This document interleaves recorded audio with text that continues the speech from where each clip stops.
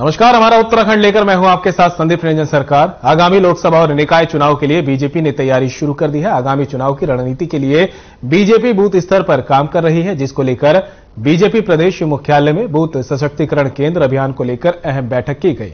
बैठक में प्रदेश के 152 शक्ति केंद्रों के पदाधिकारी शामिल हुए। इस दौरान प्रदेश प्रभारी दुष्यंत गौतम और बूथ सशक्तिकरण की प्रदेश प्रभारी सरोज पांडे ने सभी कार्यकर्ताओं को बूथ मजबूती के गुण सिखाए। वहीं प्रदेश अध्यक्ष महेंद्र भट्ट ने बताया कि आगामी दिनों में बूथ स्तर पर पन्ना प्रमुख बनने हैं, जिस पर विचार मंथन किया गया है। साथ ही शक्ति केंद्रों पर राष्ट्रपति के अभिभाषण को भी पढ़ाएगा, उसको लेकर भी चर्चा की गई।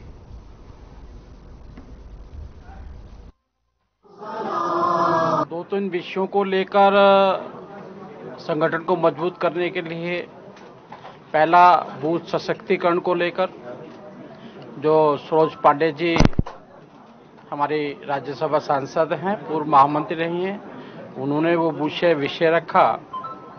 दूसरा, राष्ट्रपति जी का अभिभाषण जो 24 पेज का है, उसको बूथ तक ही नहीं, बूथ पे रहने वाले 200-250 कार्यकर्ता ही और हमारे समर्थक और जनमानस को पहुंचाना, जिसके अंदर पूरा उल्लेख है जो हमने अमृत महोत्सव में देश का गौरव बढ़ाने का काम किया है।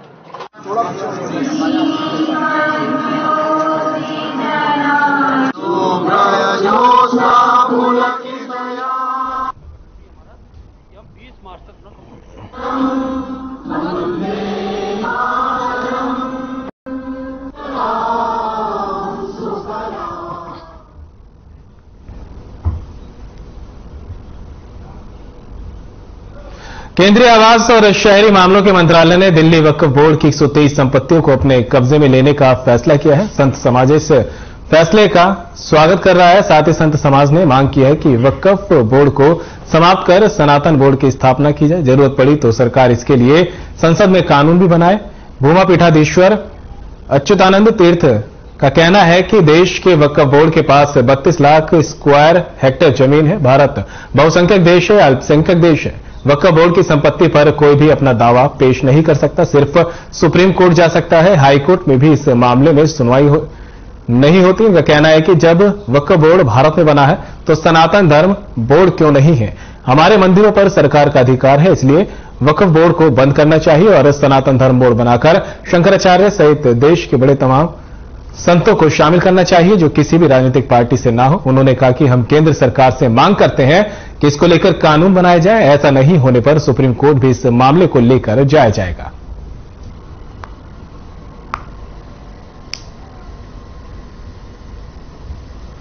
और 32 लाख स्क्वायर हेक्टर जमीन वक्फ बोर्ड के पास है। क्यों है? बहुसंख्यक देश है या अल्पसंख्यक देश है? ताकि कोई भी संपत्ति पर कुछ नहीं कह सकते। उनका ट्रिब्यूनल में होगा तो सुप्रीम कोर्ट जा सकते हैं, हाई कोर्ट में भी जाने का नहीं है। तो बहुसंख्यक देश के अंदर जो है सनातन धर्म बोर्ड क्यों नहीं है? हमारे जितने भी तिरुपति के मंदिर है, वैष्णो मंदिर है, बद्रीनाथ है, केदारनाथ है, ये सब गवर्नमेंट के पास है। तो ये वक्फ बोर्ड का जो है सिस्टम खत्म हो, ये वक्फ बोर्ड नष्ट हो। इसलिए आवश्यक है कि वर्तमान में कोई कुछ कह रहा है, कोई कुछ कह रहा है, संविधान का दुरुपयोग लोग कर रहे हैं, तो निश्चित रूप से सनातन धर्म के संरक्षण में और उस संपत्ति में जिससे सनातन धर्म संचालित किया जाता है उसको रख रखाव कर पाएंगे। इसलिए इस बोर्ड का, सनातन बोर्ड का निर्माण होना चाहिए। हम लोगों के जो उद्देश्य है, हम लोगों की जो मांग है, हम लोग जो चाहते हैं सनातन धर्म के संरक्षण के लिए, उसके लिए सरकार कैसे कर पाएगी। अगर उन्हें कानून बनाने की आवश्यकता है तो कानून बनाए।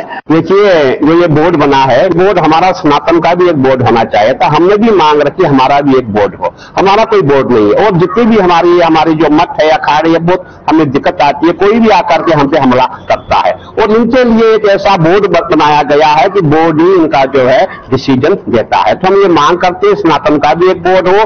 कांग्रेस की देन है, कांग्रेस ने ही जितनी भी प्रॉपर्टी उनके पास है कांग्रेस ने उनको दी है। उन्होंने जो है उस ऑर्डर को जो है सुप्रीम कोर्ट के ऑर्डर को फॉलो नहीं किया तो हमने कंटेम्प्ट डाली है सबने। तो हम सारे स्टेटों को 65,000 हरिद्वार से आपको खबर बता रहे हैं, जहां पर केंद्रीय आवास एवं शहरी मंत्रालय ने फैसला लेते हुए दिल्ली में वक्फ बोर्ड की संपत्तियों को सब कब्जे में लिया है, जिसका संतों ने स्वागत भी किया है। आपको बता दें कि संतों का कहना है कि जिस तरह से वक्फ बोर्ड बना है उस तरह से एक सनातन धर्म का बोर्ड भी बनना चाहिए। तो कब्जे में ली दिल्ली वक्फ बोर्ड की संपत्तियां, संत समाज ने फैसले का स्वागत यहां पर किया है। केंद्रीय आवास एवं शहरी मंत्रालय ने फैसला लेते हुए एक कदम उठाया और दिल्ली में वक्फ बोर्ड की संपत्तियों को कब्जे में लिया गया है। संत समाज ने इस फैसले का स्वागत किया है। खटीमा के थारू विकास भवन में अनुसूचित जाति और जनजाति के लिए संयुक्त सम्मेलन का आयोजन किया गया, जिसमें प्रदेश के मुखिया पुष्कर सिंह धामी ने भी शिरकत की और सम्मेलन को संबोधित किया। महाराणा प्रताप अमर रहे। अनुसूचित जाति जनजाति इस महासम्मेलन में अभी आपने जिनको सुना, हमारे अल्मोड़ा पिथौरागढ़ लोकसभा क्षेत्र के लोकप्रिय सांसद, भारत सरकार के पूर्व मंत्री आदरणीय अजय टम्टा जी और मंच पर विराजमान हमारे सीसराम राणा जी, एसके सेन साहब, दान सिंह राणा जी, हमारे पूर्व विधायक भाई डॉक्टर प्रेम सिंह राणा जी एवं सभी अतिथिगण, सभी हमारे गणमान्य और इस कार्यक्रम में पधारे सभी मेरे बड़े बुजुर्ग, सभी उपस्थित माताएं, बहनें, हमारे सभी नौजवान साथियों, मैं इस महासम्मेलन में भारी संख्या में अनुसूचित जाति और जनजाति समाज के आए हुए सभी भाई बहनों का हार्दिक स्वागत एवं अभिनंदन करता हूं कि आप सब लोग इतनी बड़ी संख्या में पधारे। हमारे मुकेश कुमार जी के द्वारा अध्यक्ष हैं हमारे अनुसूचित जाति आयोग के, उन्होंने बहुत सारी बातें यहां से कही है और जो आज सरकार के द्वारा बहुत सारे प्रयास हुए हैं उन प्रयासों के बारे में उन्होंने अपनी बात रखी है। मेरे लिए सौभाग्य की बात है कि मुझे भी इस महासम्मेलन में आमंत्रित किया गया।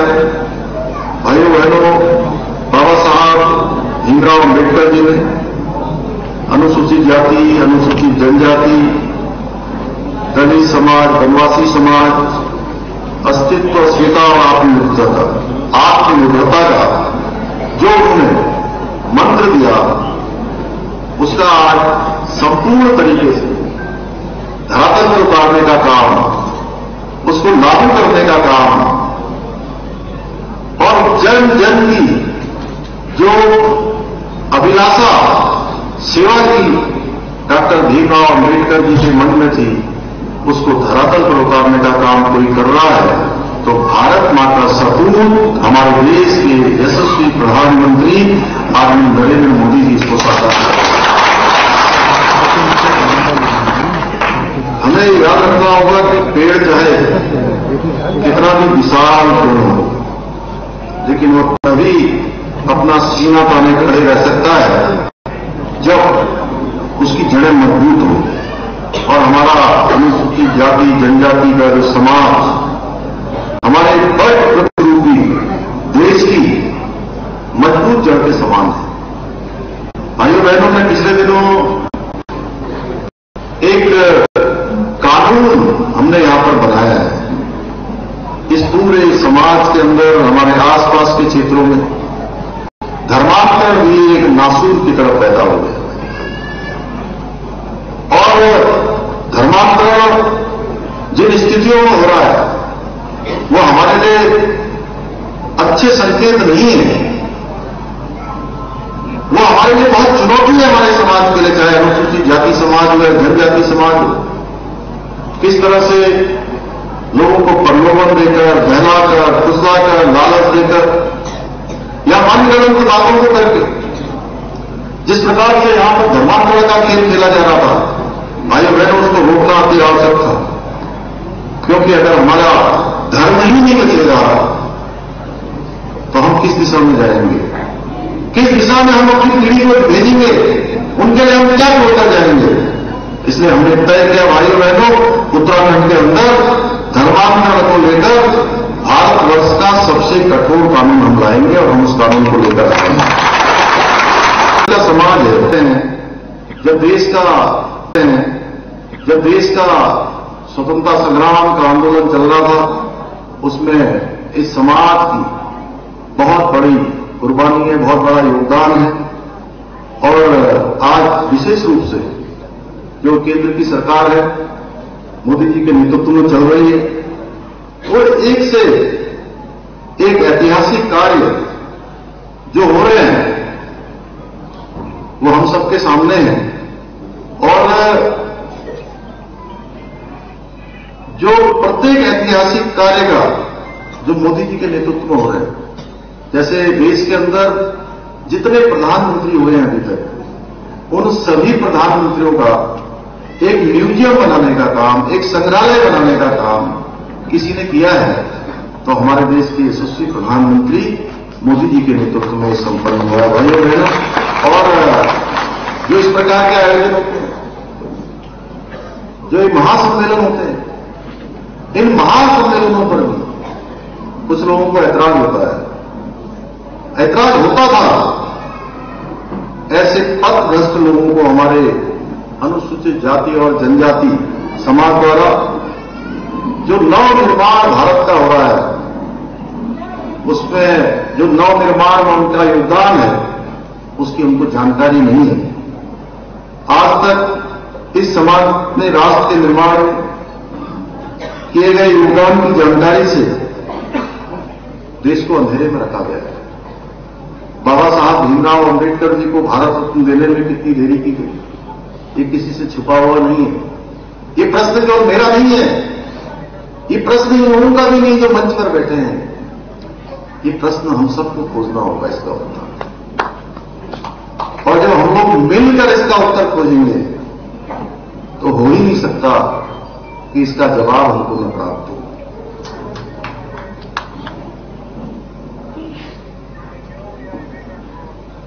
भाइयों बहनों, आज मोदी जी के नेतृत्व में देश जाग गया है। जैसा अजय टंडा जी ने अभी कहा कि एक समय था जो बड़े बड़े संवैधानिक जो पद होते थे, वो संवैधानिक पदों पर यह तय होता था कि कुछ लोगों की नियुक्तियां होंगी।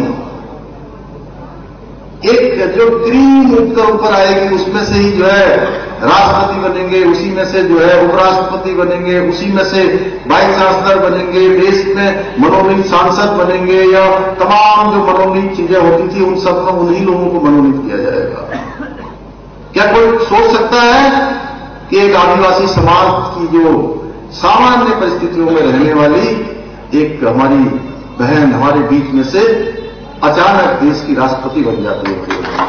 यह नया भारत कोविंद जी जब राष्ट्रपति बने थे, कोई सोच नहीं सकता था कि एक दलित समाज से कोई राष्ट्रपति एकदम अचानक नाम आ जाएगा और अचानक बन जाएगा। ऐसे बहुत सारे नाम हैं जिन्होंने देश में विभिन्न विभिन्न स्थानों पर विभिन्न विषयों पर अपने विशिष्ट कार्य किए हैं, अपने अनुसंधान किए हैं, अपनी साधना की है, तपस्या की है, कर्म किया है, परिश्रम किया है। वो छिपे हुए थे। उन सबको अगर देश के सामने लाने का काम, उनको महिमा मंडित करने का काम, उनको दायित्वों पर लाने का काम किसी ने किया है तो भारत मां के लाल नरेंद्र भाई मोदी ने किया है। 2014 से जो पहले की सरकारें थी उसमें दलित और जनजाति समुदाय समाज को आगे बढ़ाने के लिए आवश्यक जो राजनीतिक इच्छा शक्ति थी उसकी बहुत कमी थी। उन्होंने कभी भी इस समाज के जो व्यावसायिक हित हैं उन हितों पर कभी ध्यान नहीं दिया। ये सरकारें केवल वोट के लिए काम करती थी, वोट के लिए समझौते करती थी, वोट के लिए लोगों को भरमाने का काम करती थी और इस समाज को आगे बढ़ाने का काम नहीं करती थी। इस समाज को आगे बढ़ाने का काम सभी प्रकार के जो समाज में अंतिम छोर में खड़े हुए व्यक्ति हैं, जिनका उल्लेख अजय टम्टा जी ने किया, उन सबको आगे बढ़ाने का काम किसी ने किया है तो मोदी जी के नेतृत्व में यही हुआ है भाई। आज योजनाएं उनके लिए नहीं बनती हैं जो योजनाएं मांगते हैं। आज योजनाएं उनके लिए बनती हैं जिनको योजनाओं की आवश्यकता होती है, जिनको जरूरत होती है उनके लिए योजना बनती है। जो हमारे मोदी जी के पहले वाली सरकार थी, उसने हमेशा इस समाज को धर्म के नाम पर आपस में बांटकर वोट बैंक की राजनीति करने का महाषड्यंत्र किया। और 2014 के बाद देश में आदरणीय मोदी जी के नेतृत्व वाली सरकार ने दलित, शोषित, आदिवासी, वंचित ऐसे समाज के विकास के लिए नए नए काम प्रारंभ किए हैं। चाहे आज उज्ज्वला योजना हो, उसका सर्वाधिक लाभ भी आज उस समाज के लोगों को प्राप्त हो रहा है। चाहे आज स्वच्छ भारत अभियान में शौचालय बनने की योजना हो, या आज आयुष्मान भारत योजना हो, ऐसी अनेकों योजनाएं कोरोना के समय में भी, जब पूरी दुनिया अव्यवस्थित हो गई, ऐसे समय में भी जहां एक इंजेक्शन, एक डोज, 2 डोज और तीसरी डोज निःशुल्क लगाने का काम भारतवर्ष में हुआ, वहीं हर किसी को 2 टाइम का भोजन मिलता रहे, इसकी चिंता करने का काम भी हमारे देश के प्रधानमंत्री मोदी जी के द्वारा किया गया है। इतना ही नहीं, ऐसे समय में जहां दुनिया की अर्थव्यवस्थाएं गड़बड़ा गई, लड़खड़ा गई, वहां आज भारत की अर्थव्यवस्था 10वें स्थान से 5वें स्थान पर आ गई है। अब एक नया भारत खड़ा हो रहा है। आज शिक्षा का क्षेत्र हो, चिकित्सा का क्षेत्र हो, हर क्षेत्र में सरकार योजना बना रही है, चाहे वो राज्य की सरकार हो, चाहे केंद्र की सरकार हो। भारतीय संस्कृति में आज तमाम सारी जो व्यवस्थाएं बनी हैं, उनको गलत रूप में भी प्रचारित किया जा रहा है। प्रचारित और उनको प्रसारित किया गया है।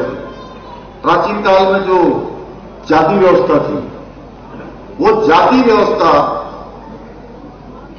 कर्म आधारित थी, न कि जन्म आधारित। अगर इसके लिए हम इतिहास पर नजर दौड़ाएंगे तो हमको याद आएगा कि रामायण के जो लेखक थे भगवान वाल्मीकि, वह महाभारत के लेखक वेद व्यास जी, दोनों ही जन्म से तथाकथित जो उच्च जातियां हैं उन जातियों से नहीं थे। हम सब लोग भली भांति जानते हैं। जब भगवान श्री राम वनगमन के लिए जा रहे थे तो उन्होंने सबरी के जूठे वेद बहुत ही प्रेम और चाव से खाए थे। भगवान श्री कृष्ण को यदुवंशी माना जाता है, पर हम सभी श्रद्धापूर्वक उनकी पूजा करते हैं।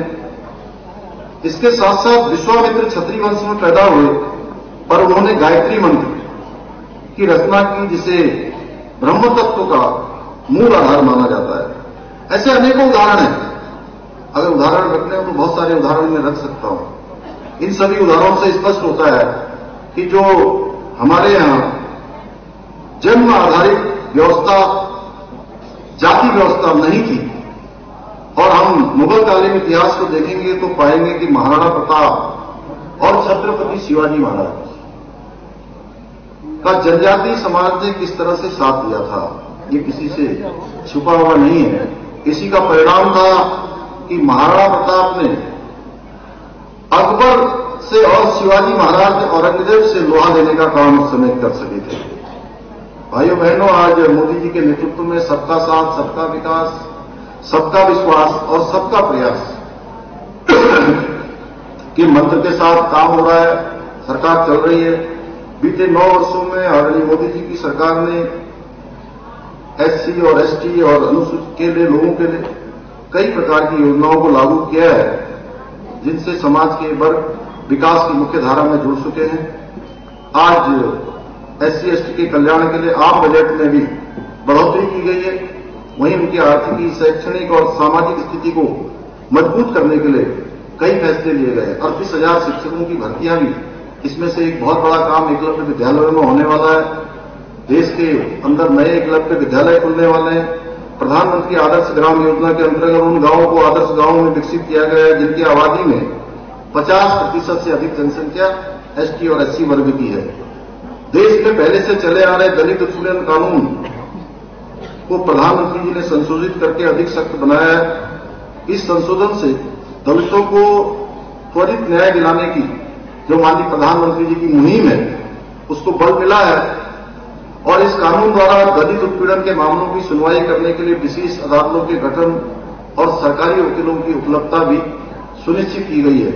भाइयों बहनों, आज बहुत सारी योजनाएं जिनमें निश्चित रूप से हर वर्ग को लाभ हो रहा है और विशेषकर से हमारे अनुसूचित जाति और जनजाति समुदाय के हैं। उसमें से चाहे मैंने पहले ही बताया आपको कि गैस कनेक्शन की योजना हो, आयुष्मान भारत की योजना हो या हर घर नल हर घर जल की योजना हो, बिजली सभी गांवों में पहुंच गई है। आज साथ ही 50% आबादी वाले जो भी क्षेत्र हैं उनमें एकलव्य विद्यालय खोले जा रहे हैं।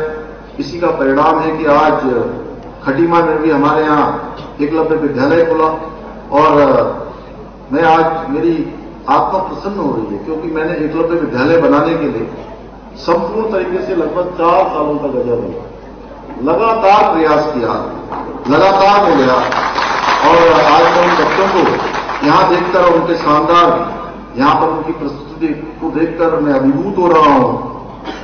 और आज बाजपुर हो, खटीमा हो, कालसी हो, ऐसे केंद्रीय जनजातीय कार्य मंत्रालय भारत सरकार द्वारा इन विद्यालयों का संचालन किया जा रहा है।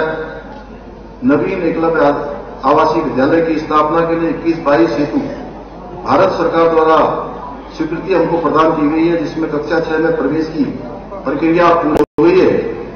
भाइयों बहनों, आदरणीय मोदी जी द्वारा अम्बेडकर फाउंडेशन द्वारा किए जा रहे प्रयासों का ही फल है कि आज दलित और जनजाति समाज के कल्याण और पुनर्निर्माण का कार्य प्रशस्त हो रहा है। आज मुझे खुशी है कि आप सबके बीच में मैं आया हूं। आप सबको इस महासम्मेलन में विश्वास दिलाता हूं कि आप बड़े मुख्य सेवक मेरी उत्तराखंड सरकार दलित और जनजाति समाज के लिए दिन रात कार्य करेगी। और अभी शेख साहब ने कुछ हमको यहां पर कहा है, उन सभी कामों का हम परीक्षण करवाएंगे और कोशिश होगी कि जो भी काम इसमें से हो सकते हैं, जो संभव है, सभी कामों को हम आगे बढ़ाएंगे। और हमारा लक्ष्य और संकल्प है कि हम सेवा का काम करेंगे। ये सरकार, ये सत्ता, ये सब हमारे लिए सेवा का माध्यम है, लोगों को सुविधा देने का माध्यम है, लोगों को आगे बढ़ाने का माध्यम है। और बाबा साहब के जो सपने हैं, उन सपनों को, उन संकल्पों को पूरा करने का माध्यम है। और इसके साथ साथ देश की आजादी के अमृतकाल में बाबा साहब भीमराव अम्बेडकर जी के आशीर्वाद से और आदरणीय मोदी जी के नेतृत्व में हमारा देश और प्रदेश अपने अमर संकल्पों को पूर्ण करने में अवश्य सफल होगा। विश्व गुरु भारत का परचम संपूर्ण विश्व में लहराएगा और हम सब लोग उसके यात्री बनेंगे, सह यात्री बनेंगे। क्योंकि हमने यह संकल्प लिया है कि उत्तराखंड राज्य 2025 में हिंदुस्तान के श्रेष्ठ राज्यों में शामिल होगा, हिंदुस्तान के अग्रणी राज्यों में शामिल होगा। भाइयों बहनों, पिछले दिनों जो कर्तव्य पथ की पहली परेड थी, ऐतिहासिक परेड, उस ऐतिहासिक परेड में हमारे उत्तराखंड की जो मानस खंड की झांकी है, उस मानस खंड की झांकी को पहला स्थान प्राप्त हुआ है। ये हम सब के लिए बड़े सौभाग्य की बात है। और राज्य आगे बढ़ेगा, देश आगे बढ़ेगा, उसमें सभी की भूमिका होगी।